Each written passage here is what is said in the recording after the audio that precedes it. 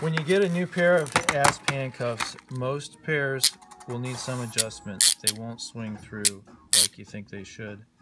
I take some gun oil. This is break free. Put some on the rivet here.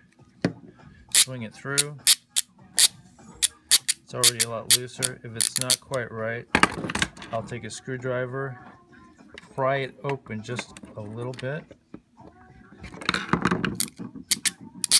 and now swings through like butter. Do the other side.